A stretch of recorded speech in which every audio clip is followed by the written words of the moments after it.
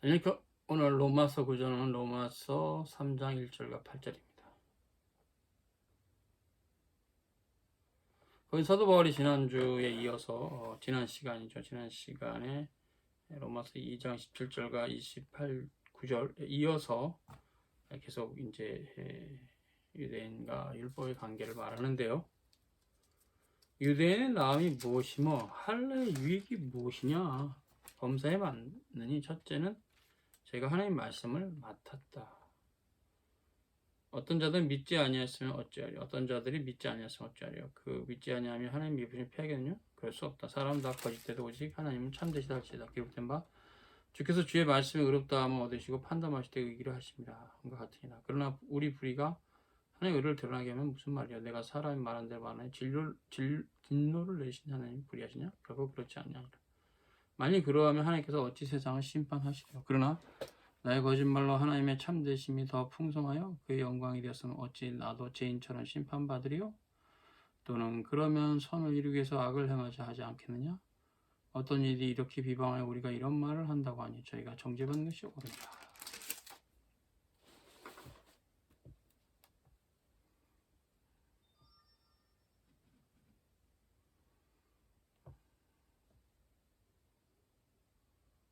자, 유대인의 나음이 무엇이냐? 할례의 유익이 뭔가? 그들이 하나님의 말씀을 받았다.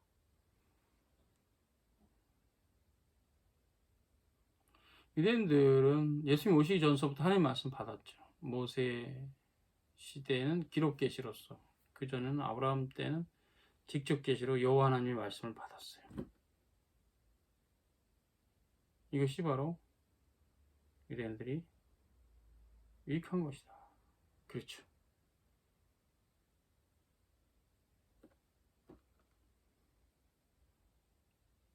저희가 하나님 말씀을 받았다.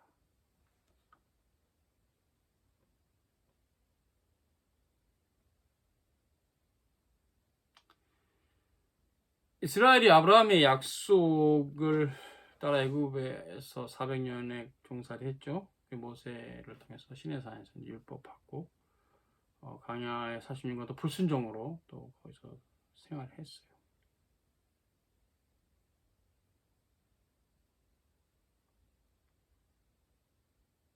그런데 이제 가나안에 들어와서 사사 시대를 맞이했는데 그 뭐 왔다 갔다 했죠. 사사를 세우시면 조금 좋아졌다가 사사가 돌아가시면 또 다시 타락하고 그 반복된 상황 가운데서 이제 왕정국가가 도래했고 왕정국가 이후에는 이제 북왕국 이스라엘은 아수르에게 남왕국 유다는 바벨론에게 멸망을 당했는데 흩어졌죠. 그리고 다시 이제 회복이 됐어요. 어쨌든 결국 그런 우여곡절 가운데 예수님 오셨을 때는 반식민 상태였는데 로마의 식민지죠. 거의 반식민지 상태였는데 어떤 사람이 믿지 않으면 어찌하여 그 믿지 않으면 하나님 미쁘시면 피하겠느냐? 그럴 수 없다는 거죠. 즉 이스라엘 역사가 많은 경우 불신앙의 역사예요. 하나님 안 믿고 속된 말로 뺀질대고 하나님보다 세상을 더 추구하고 자기 조상 쪽도 섬기던 그 여호와의 신앙을 막 거부하고 바알에게 가고 아스라에게 가고 그런 역사잖아요. 결국 멸망도 당하고 흩어지고 고통을 당하다가 다시 돌아와서 또 나라를 세웠는데 결국 예수 오실 때쯤에 해서 이후에 멸망으로 완전히 갔는데 그렇다 해도 이스라엘 역사가 그렇게 하나님을 거절해서 계속적으로 징계받은 역사고 궁극적으로 멸망으로 가버린 그 역사라 해서 하나님의 신실하심이 폐해지겠느냐? 아니라는 거죠. 그래서 4절에 모든 사람은 거짓되어직 하나님은 참되시다. 그래서 주의 말씀에 대해서 의롭다함 얻으시려 하시고 주께서 판단받으실 때 이기려 하신다. 그러니까 인간이 자기 논리로 하나님을 이겨먹으라고 하는 것은 굉장히 위험한 겁니다. 그렇게 되면 이제 궤변이 돼요. 하나님을 이겨먹으려고 하는 인간의 부패한 본성은 궤변으로 가요. 궤변. 억지를 부리는 거죠. 아닙니다. 하나님 말씀 앞에 어떤 어떤 것도, 이 세상의 자연 만물의 어떤 것도, 그것이 예술이나 학문이나 어떤 것이 됐든, 문학이나 뭐 어떤 것도, 그 높은 가치죠, 이 세상에서. 특히 인간에게. 또 하나님의 의롭다 하시면 패하지 못해요.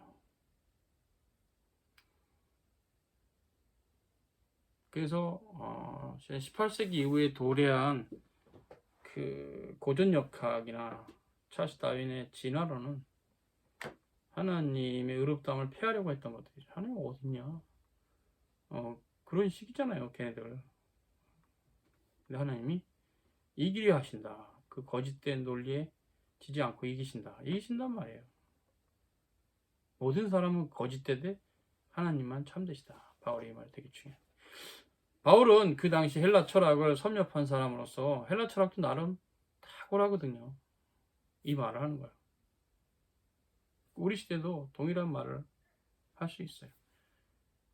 무슨 사람의 학문, 바울 시대는 철학, 우리 시대는 과학, 자연과학 다 거짓됩니다. 하나님만 참되시다.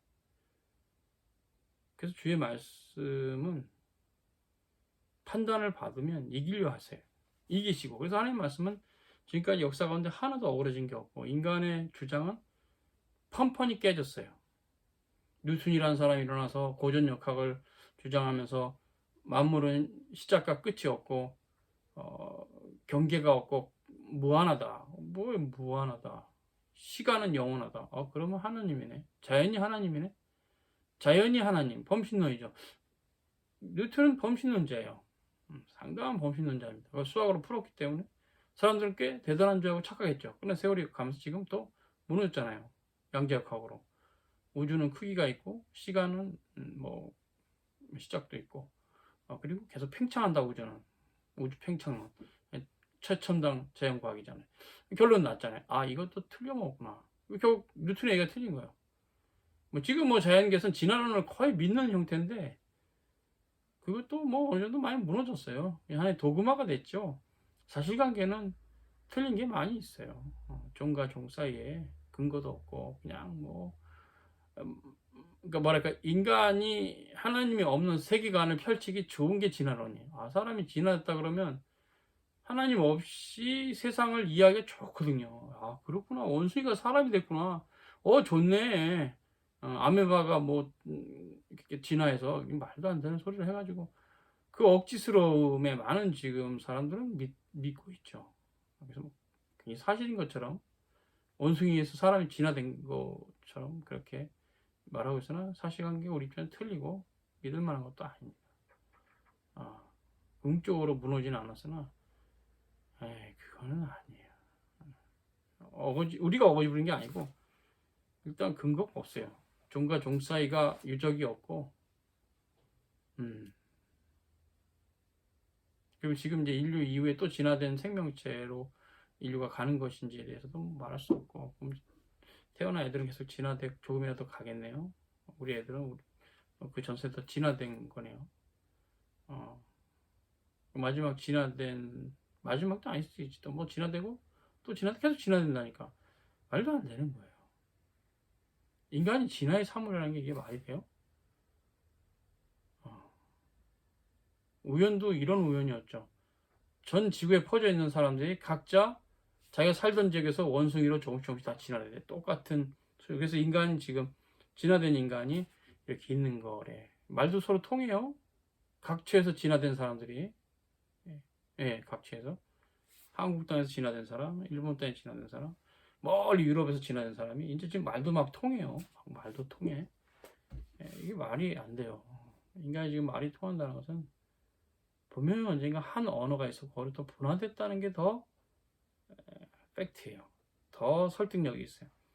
바벨탑 사건 아시죠? 인간이 한 언어로 있다가 갈라졌으나 한 언어에서부터 왔기 때문에 다 뿔을 캐보면 같은 언어다. 근데 계속 분화가 되기 때문에 멀어지고 지역이 또 이주하고 이동하고 대이동, 민족의 대이동 이렇게 해가면서 계속 언어는 분화되고 그러다 그 긴 세월 후에는 그쵸 이쪽에서 좀 통했던 언어들이 다 바뀌어서 이쪽에서는 서로 안 통하는 우리나라 말, 중국말, 또 우리나라 일본말 여러 가지로 이렇게 긴 세월 언어가 분화되면서 멀어졌죠.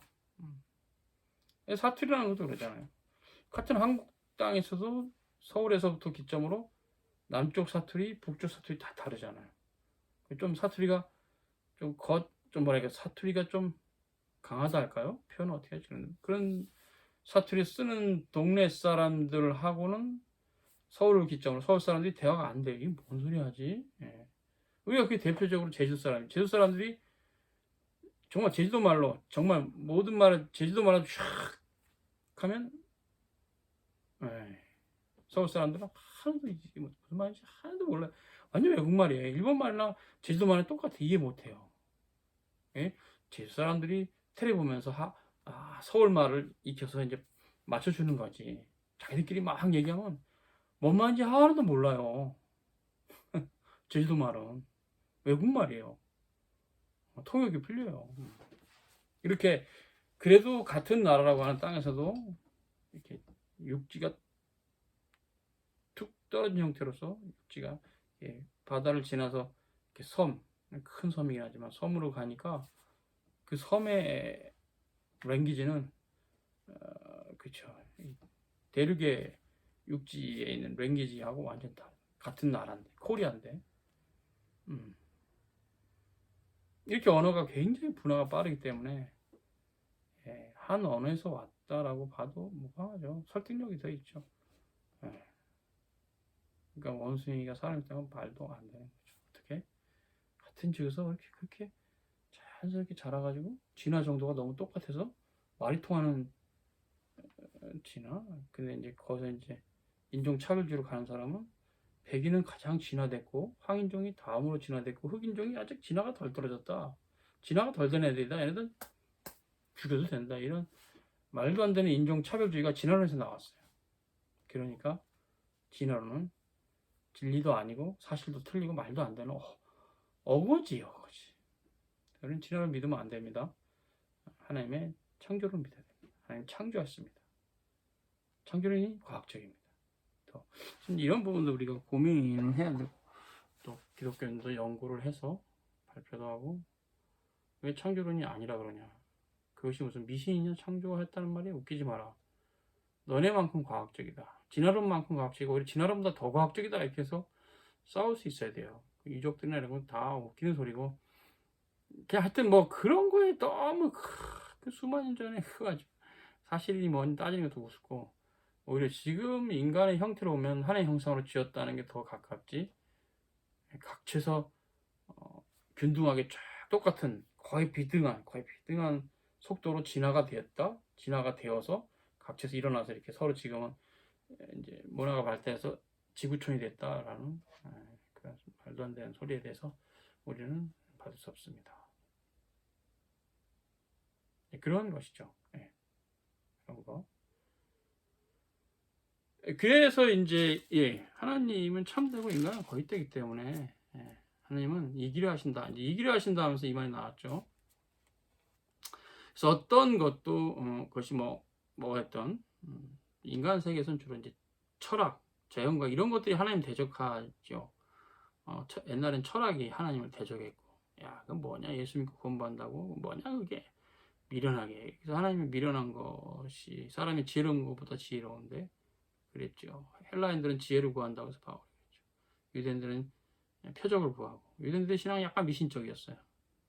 헬라인들은 이제 막 문명이 발달하면서 철학적인 사색을 많이 했고 당시 피플들이 특출난 사람들은 철학자가 되고 스토아나 그 전에 고대에는 아리스토텔레스, 소크라테스, 플라톤 이런 사람들이 있었고 바울 시대에도 있었고 시대는 스토아 철학자들이 있었고 에피쿠로스가 있었고 그래서 그들과 대화하고 이게 사도행전에 있죠 바울이 그랬어요.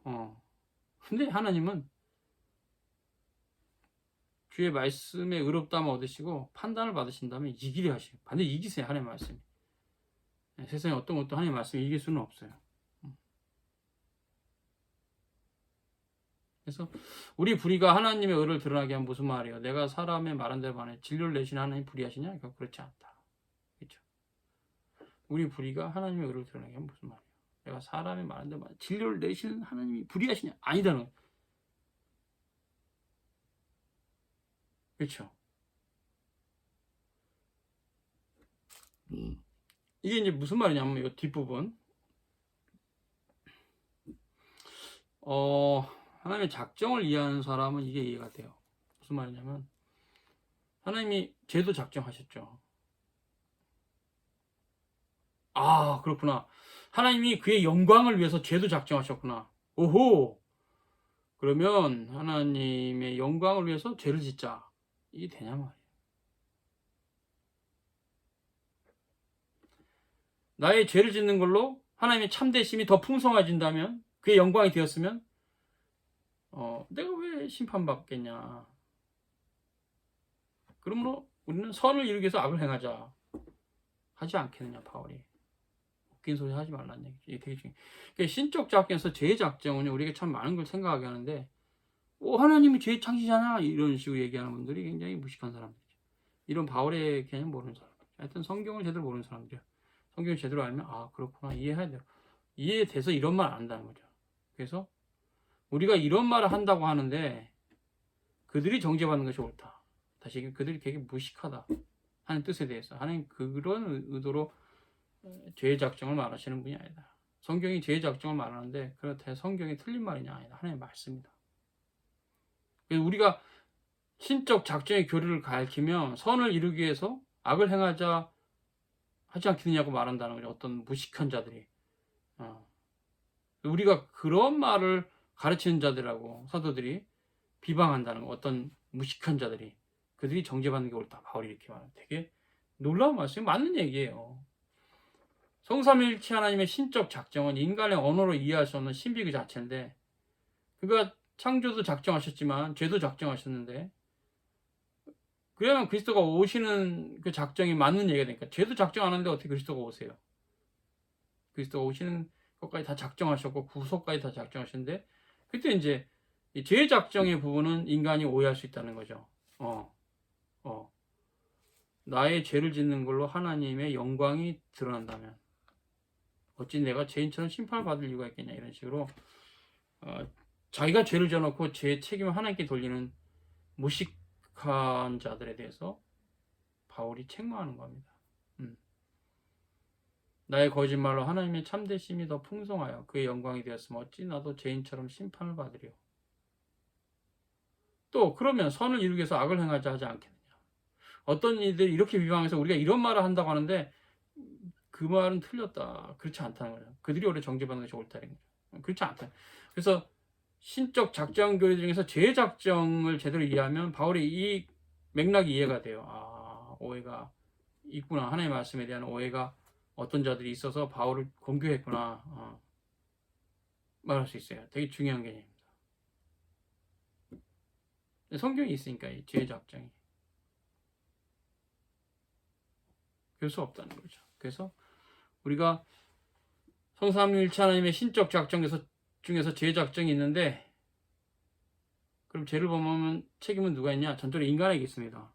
인간이 변명할 수 없고, 신앙생활 열심히 안 하면서 하나님이 나로 신앙생활 열심히 안 하게 하셨잖아요. 작정 가운데. 그런 말을 하는 것은 무식한 소리입니다. 똑같은 놈이죠. 절대 안 됩니다. 그래서 모든 죄의 책임은 인간에게 있기 때문에 신앙생활 열심히 안 한 결과도 다 자기가 뒤집어 써야 됩니다. 신앙생활 열심히 안 해서 뒤집어 쓰는 것이 똥물이라도 다 똥물은 지가 다 뒤집어 써야 돼. 지가 신앙생활 열심히 안 한 거거든요. 지가 하나님 앞에 안 나간 거고, 지가 하나님을 싫어한 거죠. 왜 하나님 탓을 됩니까?